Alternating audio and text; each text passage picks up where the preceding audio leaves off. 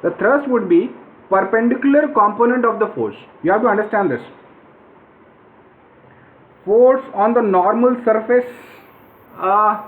नहीं, force acting normally जो force act करता है, normal होता है perpendicular to the surface, right?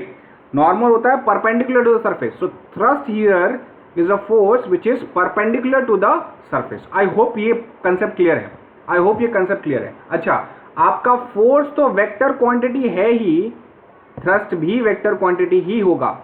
Thrust is also a vector quantity, right? Thrust is a vector quantity. ठीक है. अच्छा, तो अब आपको समझना है कि भाई प्रेशर क्या होता है. Pressure means perpendicular force per unit area. Pressure means force acting per unit area. That is the pressure. नहीं समझ में आया? सुनो, बहुत अच्छी तरीके से सुनो. देखो, मान लो कि आपके पास ये एरिया है, ठीक है.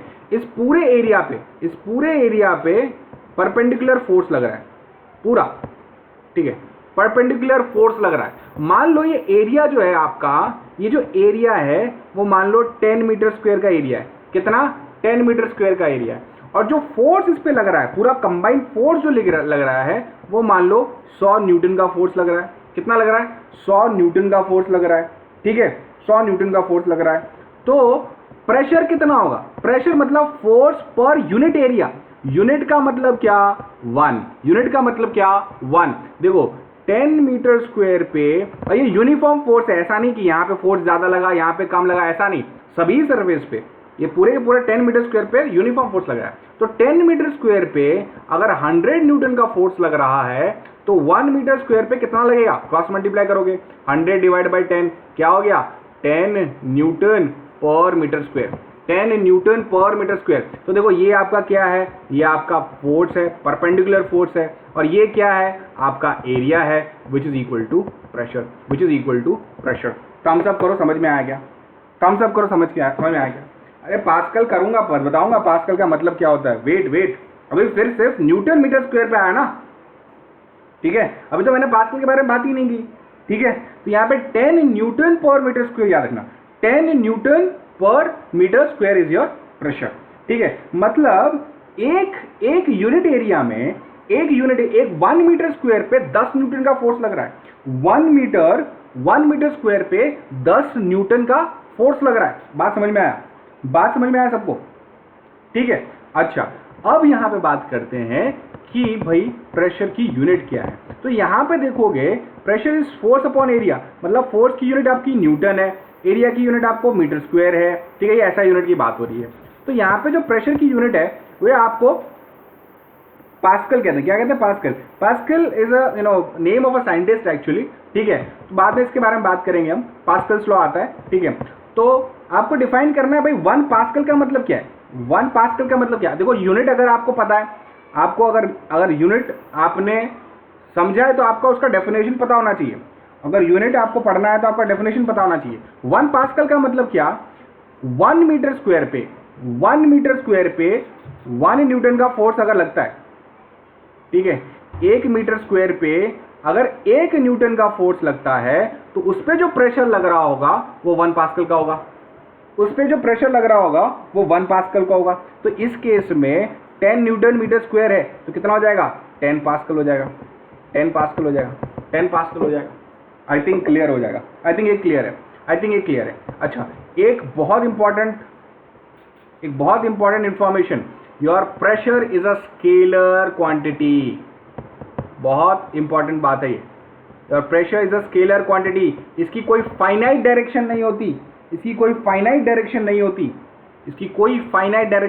नहीं होती है. ये मैंने बताया है कि वेक्टर क्वांटिटी की सिर्फ और सिर्फ एक डायरेक्शन, फाइनाइट डायरेक्शन होती है. स्केलर क्वांटिटी की मल्टीपल डायरेक्शन हो सकता है या डायरेक्शन लेस हो सकता है. ठीक है. Try to understand this. ठीक है, सो प्रेशर जो है आपका स्केलर क्वांटिटी है, कोई भी एक फाइनाइट डायरेक्शन उसकी नहीं हो सकती, कोई एक फाइनाइट डायरेक्शन उसकी नहीं है। ठीक है, बात समझ में आ गई होगी। जरा समझ में आया तो जरा थम्स अप कर दो फटाफट फटाफट। और अगर नहीं समझ में आया तो बीच में रोक के मुझे पूछो भाई, ठीक है, कोई दिक्कत नहीं है, पूछ सकते हो।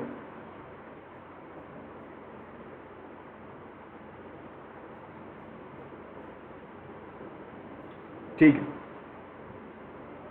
ठीक है,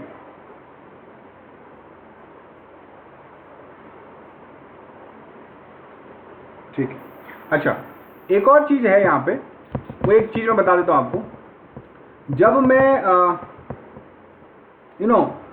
वेट बता रहा था, weight, right, then I used to tell mass into acceleration due to gravity, remember? तो वेट का या फोर्स का एक यूनिट है किलोग्राम फोर्स, याद है आपको? किलोग्राम फोर्स, इसका मतलब क्या होता है? मान लो कि मास 10 केजी का है, ठीक है, इसका वेट निकालना है, तो मैं जी मल्टीप्लाई नहीं करूंगा, मैं इसकी यूनिट ही चेंज कर दूंगा, मैं कहूंगा 10 किलोग्राम फोर्स, 10 किलोग्राम फोर्स, ठीक है, 10 किलोग्राम फोर्स। 10 किलोग्राम का फोर्स का मतलब क्या? इसको मैं न्यूटन में कन्वर्ट करना पड़ेगा, तो क्या करूंगा? 10 multiply by 10 which is equal to 100 newton, 100 newton, 100 newton. ठीक है, तो आपका जो प्रेशर है ना, कभी कभी प्रेशर कभी कभी आपका किलोग्राम फोर्स पर मीटर स्क्वायर में दिया जा सकता है, तो घबराना नहीं, ये किलोग्राम फोर्स आपका कुछ नहीं, न्यूटन में, मतलब ये फोर्स की यूनिट है, किलोग्राम फोर्स भी आपका फोर्स की यूनिट है। ठीक है, तो इस बात से घबराना नहीं, ठीक है, टेक्स्ट बुक में कभी कभी दिया गया होगा, ठीक है, you need not to worry about it.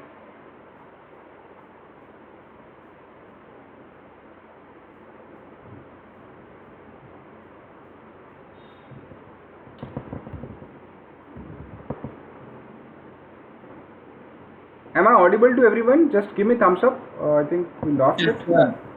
Everything is fine, right? Yes sir. हाँ हाँ हाँ, चलो चलो चलो, ठीक है, चलो ठीक है।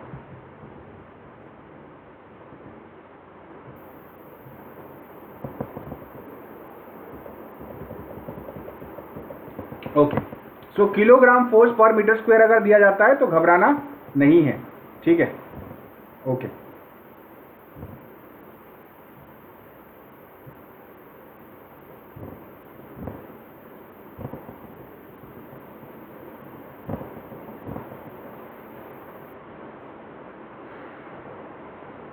Just a minute, I think I've lost it.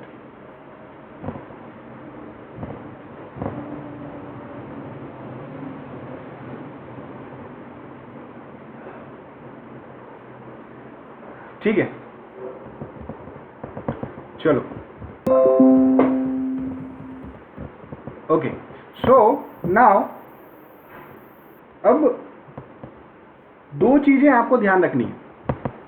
Solid में, सॉलिड की वजह से प्रेशर जो लगता है वो किसके वजह से लगेगा? उसके वेट के वजह से लगेगा, उसके वेट के वजह से लगेगा। समझो जरा बात, मैं क्या बोल रहा हूँ। मान लो कोई ऑब्जेक्ट है, ठीक है, वो एक सरफेस पे लाई कर रहा है, तो सरफेस पे लाई कर रहा है तो उसका वेट नीचे की तरफ होगा mg, ठीक है, और ये इसका एरिया होगा। तो इस ऑब्जेक्ट की वजह से जो प्रेशर लग रहा होगा वो कैसा होगा? Weight by this area, let me call this area as A, let me call this area as A, right. तो सॉलिड सब्सटेंस, जो भी सॉलिड सब्सटेंस है, तो उसके मतलब उसके वजह से जो सरफेस पे, जिस सरफेस पे वो लाई कर रहा है, ठीक है, तो जिस सरफेस पे जो लाई कर रहा है, जैसे कि आप जब खड़े हो जाते हो या आप बैठे हो, तो your due to weight you apply a pressure on the surface that you are जिस पे आप बैठे हुए हो, राइट। अभी मैं आपको एक सवाल पूछता हूं, देखो, मान लो कि एक क्यूबॉइड है, ठीक है, एक इस तरीके से मैंने रखा है, ठीक है, और इसी क्यूबॉइड को मैं ऐसे रख देता हूं,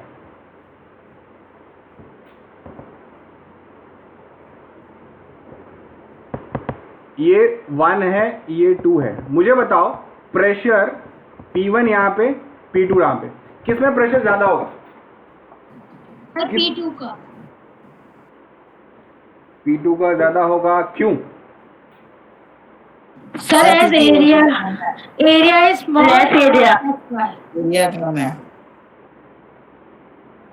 बाकी सब भी कमेंट में मुझे आंसर दो, बाकी सब कमेंट में आंसर दो।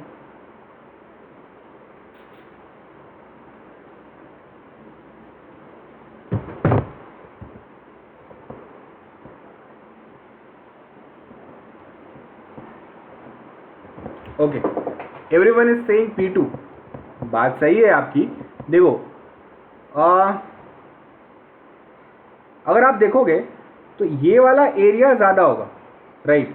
सो here weight is going to remain let's say mg divided by its area ज़्यादा होगा, let me call this capital A. और इस केस में mg तो सेम रहेगा लेकिन ये एरिया स्मॉल हो जाएगा, छोटा हो जाएगा। So your P2 would be greater than P1, your P2 would be greater than P1। I hope ये कंसेप्ट क्लियर है, ये कंसेप्ट क्लियर है आपका, ठीक है। शायद ये 8th स्टैंडर्ड में भी इस तरीके की चीज़ें आपको कभी ना कभी पढ़ा होगा, राइट, और काफ़ी हद तक ये समझ में आया होगा आपको, राइट, ठीक है, ठीक है। तो this was the pressure in solid, pressure due to solid, ठीक है, प्रेशर ड्यू टू सॉलिड, ठीक है। Now what we are going to understand is, जो हमारे काम की अभी चीज़ें जो हम आगे आगे पढ़ेंगे, that is pressure in fluids, pressure in fluids. जो बच्चे पहले मुझसे पढ़ चुके हैं 8th स्टैंडर्ड में, बहुत हद तक इसको रिलेट कर पाएंगे, वो बहुत हद तक रिलेट कर पाएंगे, ठीक है, ठीक है। पहले तो फ्लूइड्स का डेफिनेशन समझना है, फ्लूइड्स होता क्या है, फ्लूइड का डेफिनेशन समझना है, ठीक है। जो कुछ भी फ्लो कर सके, जो भी, चाहे वो एयर हो या गैस हो, ठीक है, या फिर लिक्विड हो, उसको फ्लूइड कहा जाता है, ठीक है। ये बहुत हद तक बहुत बच्चों को पता होगा, और जिनको नहीं पता है वो समझ लो। फ्लूइड का सिंपली ये मतलब नहीं कि लिक्विड ही होगा, फ्लूइड मीन्स योर एयर और gas, everything which flows is a fluid, ठीक है। कुछ गैस को छोड़ के सारे गैसेस फ्लूइड है। I will tell you the exception, अभी एक्सेप्शन की इतनी जरूरत नहीं है आपको, बस इतना याद रखना गैसेस भी फ्लूइड में कंसिडर किए जाते हैं। जब एक्सेप्शन की जरूरत पड़ेगी तब आपको पढ़ाया जाएगा उस केस में, ठीक है, डोंट वरी अबाउट इट, ठीक है, ठीक है। अब यहां पे इसको समझने का, प्रेशर इन फ्लूइड्स को समझने का दो तरीके हैं। पहले एक ड्यू टू काइनेटिक थियरी, अब 8th स्टैंडर्ड में जो बच्चे पढ़ चुके हैं काइनेटिक थियरी, उनको पता होगा काइनेटिक थियरी क्या होता है। कि आप अगर किसी कंटेनर में फ्लूइड को रखते हो, ठीक है, किसी कंटेनर में आप फ्लूइड को रखते हो, ठीक है, तो अब ये फ्लूइड जो है ना, इसके molecules they are in continuous random motion, they are in continuous random motion, ठीक है, कंटिन्यूस रैंडम मोशन में होते हैं। And in doing so they just collide with the walls of the container, in doing so they just collide with the walls of the container. And even आप इधर भी आप मान सकते हो, ठीक है। तो as it collides with the container, right, it exerts force, और कुछ फाइनाइट एरिया में फोर्स को एक्सर्ट किया जाता है। तो मतलब ये अपने सरफेस पे, अपने कंटेनर के सरफेस पे ये एक प्रेशर लगाते हैं। अब इसको समझने के लिए मैं एक एग्जांपल बता दूं। आप एक बलून ले लो, ठीक है, बलून ले लो, उसमें पानी भर दो और एक छोटा सा हल्का सा इसको पोक करो, मतलब इतना नहीं कि वो फट जाए, ठीक है, बहुत मतलब अच्छा क्वालिटी का बलून लेना पड़ेगा आपको, ठीक है। तो पानी है ना, आपको दिखेगा कि फोर्सफुली बाहर आ रही है, ठीक है, प्रेशर के साथ बाहर आ रही है। The reason is same that it exerts pressure at the walls of the container. It exerts pressure at the walls of the container by kinetic theory of matter. Kinetic theory of matter क्या कहता है? Molecules आपस में टकराते हैं, walls पे टकराते हैं, वो वॉल्स को धक्का मारते हैं, प्रेशर फोर्स लगाते हैं, और एक फाइनाइट एरिया पे फोर्स जब लग रहा होता है तो उस पर प्रेशर लग रहा होगा, ठीक है। So this is the way of explaining pressure in fluids with the help of kinetic theory of matter, with the help of kinetic theory of matter. ठीक है, अब इसको अगर मुझे मैथमेटिकली समझना है तो कैसे समझूंगा? देखो, फिजिक्स को आपको मैथ से जोड़ना ही पड़ेगा, तो ही आप बेटर अंडरस्टैंडिंग कर सकते हो, क्वालिटेटिवली स्टडी कर सकते हो। ठीक है, अब जरा ध्यान से सुनना, ये भी शायद चीज मैंने पढ़ा दी है आपको, लेकिन आपको देखना पड़ेगा। देखो, मान लो कि ये आपका फ्लूइड है, ये आपका फ्लूइड है।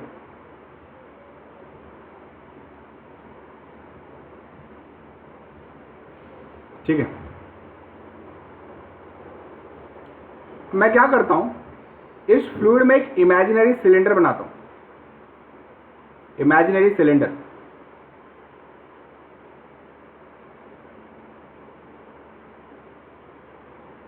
ठीक है, ये आपका इमेजिनरी सिलेंडर है जिसका area of cross section A है और हाइट h है, जिसका area of cross section A है और हाइट h है। ठीक है, ठीक है, ठीक है। अब देखो, क्या कोई मुझे बता सकता है what would be the volume of this cylinder? What would be the volume of this cylinder? Comment में फटाक से कोई बता सकता है मुझे? What would be the volume of this cylinder? Be quick, फटाफट कमेंट में बताओ मुझे।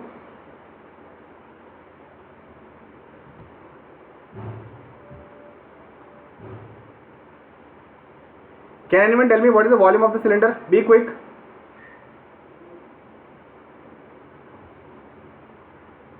कोई नहीं?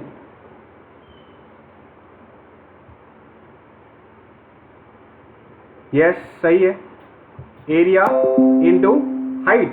देखो, वॉल्यूम ऑफ सिलेंडर आपने पढ़ा होगा पाई आर स्क्वायर एच, कहीं ना कहीं पढ़ा होगा। तो पाई आर स्क्वायर क्या है? ये एरिया ऑफ क्रॉस सेक्शन है। ठीक है, एरिया ऑफ क्रॉस सेक्शन, और ये एच तो आपका लेंथ है। So A into H is the volume, A into H is the volume. ठीक है, A into H is the volume. अच्छा, मान लो इस फ्लूइड की डेंसिटी, इसकी फ्लूइड की डेंसिटी रो है, रो। मान लो इस फ्लूइड की डेंसिटी रो है, तो can I find the mass of this cylinder? Can I find the mass of cylinder? Can I find the mass of the cylinder? Comment करके बताओ क्या हो सकता है mass of the cylinder?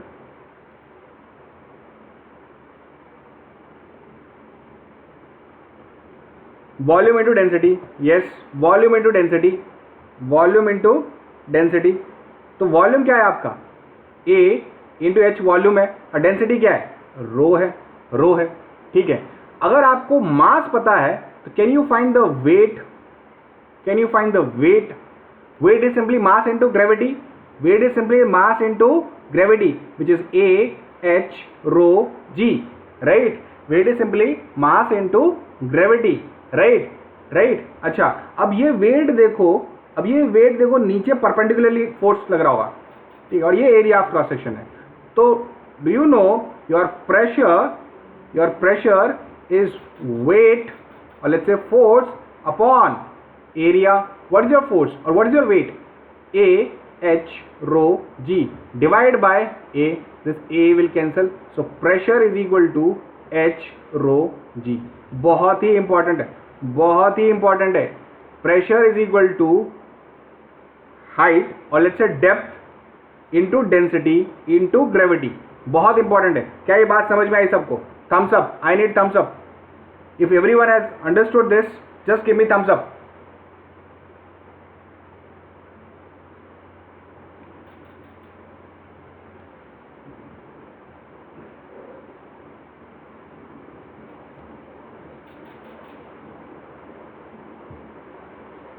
Okay, I will explain. देखो देखो, पहले तो मैंने क्या किया, मैंने इसको एक इमेजिनरी सिलेंडर लिया। ठीक है, अब ऐसा भी कर सकता हूं, मैं एक कंटेनर ही पूरा सिलेंडर की तरह ले सकता हूं, वो भी कर सकता हूं। तो दोनों अलग अलग चीज है। तो क्या किया, एक सिलेंडर लिया, उसका area of cross section A लिया। ठीक है, हाइट एच था, तो उसका वॉल्यूम ऑफ सिलेंडर मैंने निकाला A into H. Density of fluid पता है, तो ये फ्लूइड से ही बना है, तो मास मैंने निकाला कितना? ए इंटू एच रो, मतलब वॉल्यूम इंटू डेंसिटी। ठीक है, मास पता चला तो वेट निकाल सकता हूं। Weight mass into acceleration due to gravity. अच्छा, वेट पता चला और ये इसी एरिया पे लाई कर रहा है, इसी एरिया पे लाई कर रहा है, तो प्रेशर निकाल सकता हूं। Pressure is weight upon area. So A H rho G आपका वेट आ गया, और ये जो ए है this is same as this A, right. तो इसको यहां पे रखा तो ये दो कैंसिल हो गया। तो आपका जो प्रेशर है वो डिपेंड करता है 3 फैक्टर पे। कौन से? हाइट, या इसको मैं डेप्थ कह सकता हूं, डेप्थ, दूसरा डेंसिटी, और तीसरा gravity. So pressure is directly proportional to height. यहां पे मैं एक चीज और क्लियर करना चाह रहा हूं। देखो ये ना, ये सरफेस जो एयर से कनेक्टेड है, जो फ्लूइड का एयर से कनेक्टेड है, इसको कहते हैं फ्री सरफेस, ठीक है। तो ये जो है ना, ये इसका डेप्थ है। तो ये जितना ज्यादा डेप्थ होगा इस सरफेस से, जितना नीचे जाओगे उतना ज्यादा प्रेशर होगा, क्योंकि उतना ज्यादा डेप्थ होगा। बात समझ में आई कि फ्लूइड में जितने नीचे जाओगे आप, जितना इसका डेप्थ बढ़ेगा उतना आपका प्रेशर बढ़ेगा, बात समझ में आया। इसीलिए जब ओशन में या समंदर में जब स्कूबा डाइविंग के लिए जाते हैं तो you wear a special suit, because at some distance, at some depth इसका प्रेशर बहुत ज्यादा हो जाता है। जितना ज्यादा डेप्थ में जाओगे उतना ज्यादा प्रेशर होगा। समझ में आया क्या? थम्स अप करो जरा फटाफट, थम्स अप करो। लक्ष्य,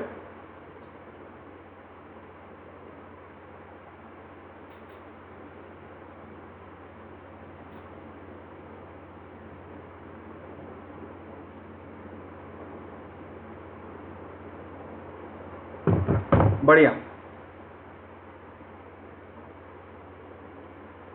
ठीक है, चलो।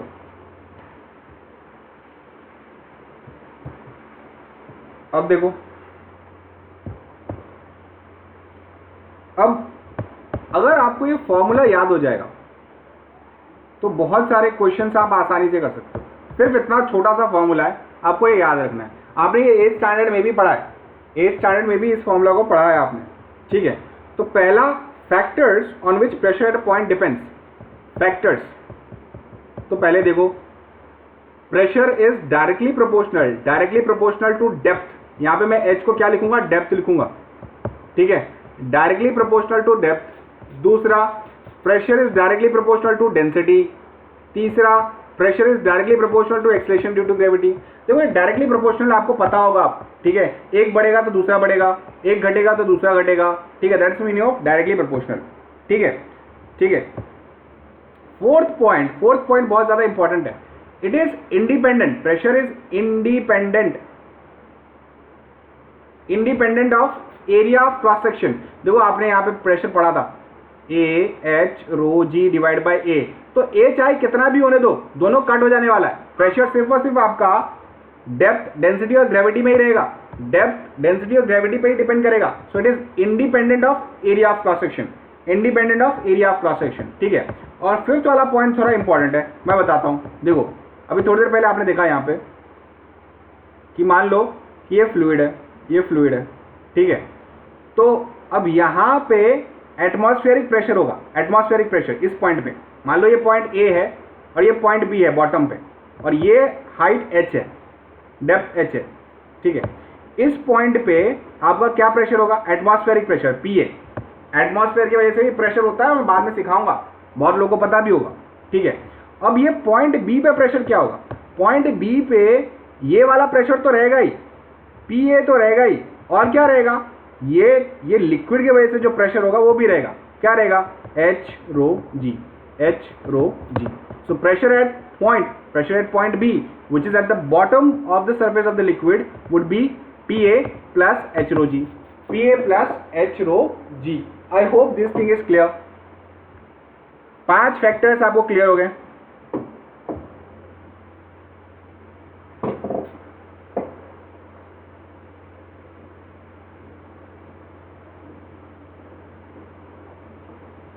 बढ़िया,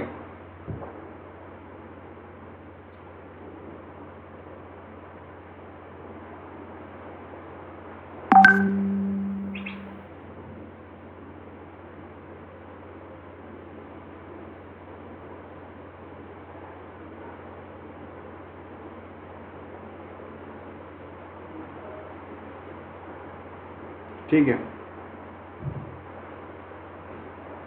ठीक है। नाउ एक और टॉपिक आज लेंगे हम, उसके बाद सेशन को एंड करेंगे। एक और टॉपिक मैं लेने वाला हूं, that is law of liquid pressure. Laws of liquid pressure, देखो laws of liquid pressure.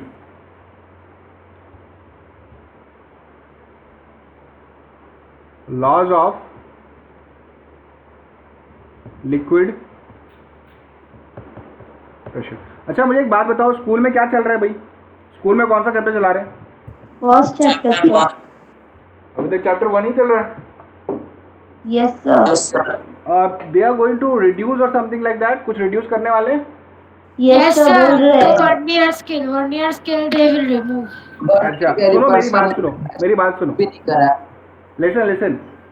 Vernier caliper में आपके न्यूमेरिकल सिलेबस में नहीं है, बट आपको डेफिनेटली उसके क्वेश्चंस करने चाहिए। क्यों करने चाहिए ये मैं बता देता हूँ।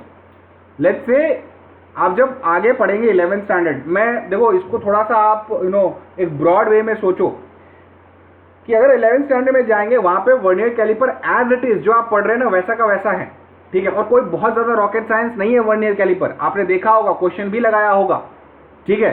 तो अगर आप अभी पढ़ लेते हो तो चीज़ें आपके लिए आसान हो जाएगी फ्यूचर में। तो मेरा ये कहना है भले ही न्यूमेरिकल नहीं है, आपको एक बार पढ़ना चाहिए, ठीक है। It is really important because vernier calliper, screw gauge, ये कुछ ऐसे इंस्ट्रूमेंट्स हैं, ये कुछ ऐसे चीज़ें हैं जो अगर लेट्स से आप साइंस ले रहे हो तो डे टू डे लाइफ में कभी कभी यूज़ होता है, राइट। तो इसीलिए आप, मेरा ये कहना है कि please do try these questions, vernier calliper and screw gauge, ठीक है। अब मैं आपको कहूँ, सिलेबस रिड्यूस करने की किसी को ज़रूरत ही नहीं पड़ेगी, इतनी आसानी से सिलेबस निकल सकता है, राइट, ठीक है। तो कोई बहुत बड़ा काम नहीं है, it's very easy, you need to just concentrate, और आपको रेगुलर बेसिस पर प्रैक्टिस करना बहुत ज़्यादा ज़रूरी है। हमने 3 चैप्टर कंप्लीट कर लिए हैं। What I want from you is कि एवरी डे 2-2 क्वेश्चंस आप करें, हर एक चैप्टर में से 2-2 क्वेश्चंस आप करें, चाहे थियोरी हो चाहे न्यूमेरिकल हो, right, so that you don't just lose the concept, ठीक है। आप कंसेप्ट आप ध्यान रखेंगे, तो इसलिए आप 2-2 क्वेश्चंस एटलीस्ट आप हर एक चैप्टर से रोजाना करेंगे, ठीक है। Okay okay sir. Okay, let's move to this point, laws of liquid pressure. Laws of liquid pressure, देखो अब इसमें भी अगर आपने ये फॉर्मूला याद रख लिया, P = H rho G, तो काम बन जाएगा। P = H rho G तो काम बन जाएगा। अब क्या कहता है कि मैं यहाँ पे एक डायग्राम बना देता हूँ तो उसमें थोड़ा सा आसानी हो जाएगी।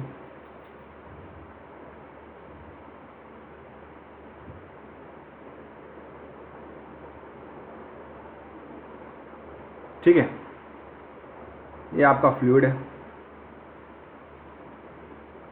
ओके, अब देखो, अब पहला पॉइंट क्या कहा जाता है? अब पहला पॉइंट क्या कहते हैं ये कि pressure at a point inside the liquid, किसी भी पॉइंट पे अगर इनसाइड द लिक्विड, यहां पे पॉइंट रखो, ठीक है, pressure at a point inside the liquid increases with the depth from the free surface. मैंने बताया फ्री सरफेस क्या होता है, ये आपका फ्री सरफेस है, जहां एयर से कनेक्शन होता है, वो आपको क्या कहा जाता है, वो फ्री सरफेस कहा जाता है, दैट इज फ्री सरफेस, ठीक है। तो अगर फ्री सरफेस से जितना ज्यादा डेप्थ होगा उतना ज्यादा प्रेशर होगा। अभी थोड़ी देर पहले ही आपने पढ़ा था फैक्टर्स में, वही आपका लॉ है, ठीक है, वही आपका लॉ है। तो इस पॉइंट, अगर पॉइंट को नीचे लेके जाऊंगा, जितना ज्यादा नीचे लेके जाऊंगा उतना ज्यादा प्रेशर होगा। So that is the first point. So pressure increases with the depth, first law. Second law देखो, अगर एक गिवन डेप्थ पे, सेम डेप्थ है, अगर गिवन डेप्थ पे अगर डेंसिटी ज्यादा हो जाए, ये लिक्विड की जगह मैंने दूसरी लिक्विड ले ली जिसकी डेंसिटी ज्यादा है, तो प्रेशर बढ़ जाएगा, तो pressure increases with the increase the density. देखो डेंसिटी इसी पॉइंट पे मैं दूसरा लिक्विड ले लूं जिसका डेंसिटी ज्यादा है, तो इन दोनों प्रेशर पे कंपेयर करूंगा तो ये प्रेशर ज्यादा होगा, इसका प्रेशर ज्यादा होगा। बात समझ में आ रही है? So pressure increases with the increase in density, ठीक है। अब एक और चीज जो बहुत इंपॉर्टेंट है,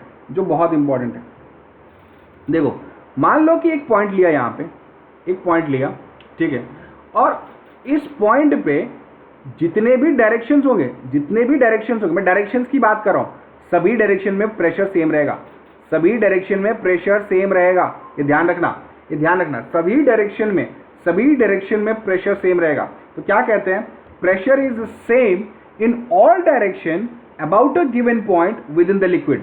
ये सभी डायरेक्शन में आपका प्रेशर, सभी डायरेक्शन में, ठीक है, सभी डायरेक्शन में आपका प्रेशर सेम रहने वाला है। ऐसा नहीं है कि इस डायरेक्शन में प्रेशर ज्यादा, इस डायरेक्शन में प्रेशर, ऐसा नहीं होगा, सभी डायरेक्शन में आपका प्रेशर सेम रहेगा।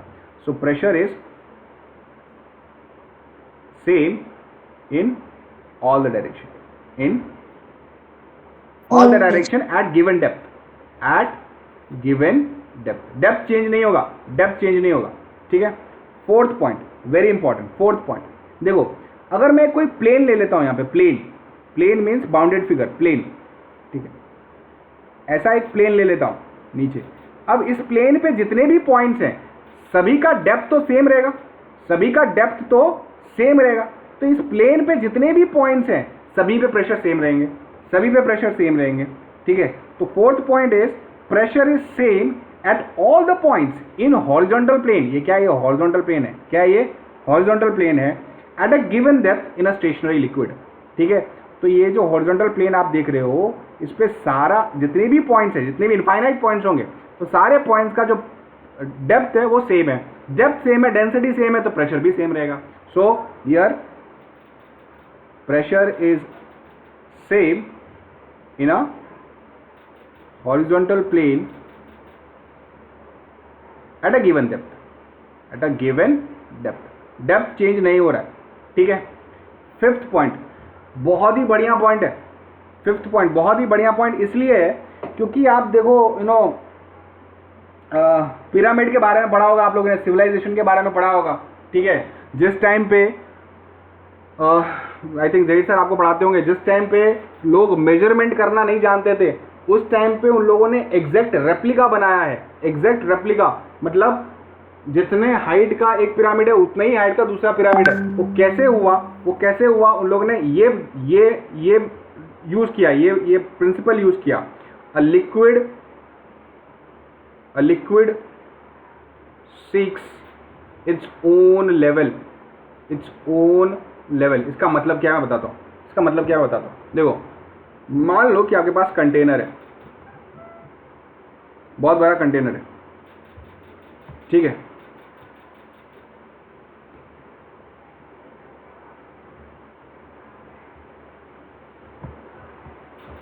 बहुत बड़ा कंटेनर, इसमें आपने पानी रख दिया,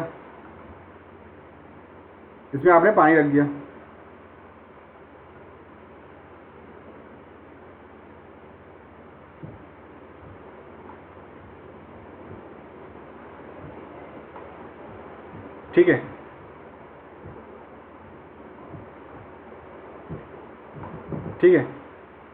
तो अब क्या होगा, मान लो कि आपने पानी यहां पे रखा, ठीक है, ठीक है। तो ये मान लो h हाइट है, तो इररेस्पेक्टिव ऑफ इसका विड्थ, इसका हाइट, इस पे भी h होगा, और इस पे भी h होगा, right. Try to understand this, क्या कहा मैंने कि irrespective of the width, irrespective of the length, ठीक है। अगर इस ट्यूब में अगर h हाइट है तो इस ट्यूब में भी h होगा, इस पे भी h होगा और इस पे भी h होगा। क्यों? क्योंकि प्रेशर सेम रहने वाला है, प्रेशर यहाँ पे सेम रहने वाला है। प्रेशर इज व्हाट, इस पॉइंट पे प्रेशर सभी का सेम होने वाला है। Pressure is what, P is equal to h rho g, ठीक है, P is equal to h rho g, ठीक है। तो मतलब अगर प्रेशर सेम रहेगा, देखो डेंसिटी और ग्रेविटी तो सेम ही है, तो मतलब हाइट को सेम रहना ही पड़ेगा, that is the meaning of liquid six it's own level. बताओ भाई, थम्स अप करके बताओ समझ में आया कि नहीं।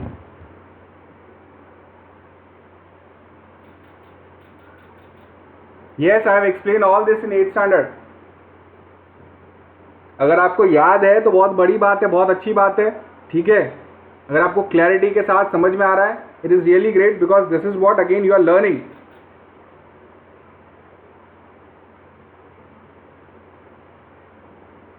बढ़िया बढ़िया, ठीक है। So today we have to end here itself, ठीक है। नेक्स्ट क्लास में आगे हम पढ़ेंगे, विल मीट ऑन थर्सडे, ठीक है। I'll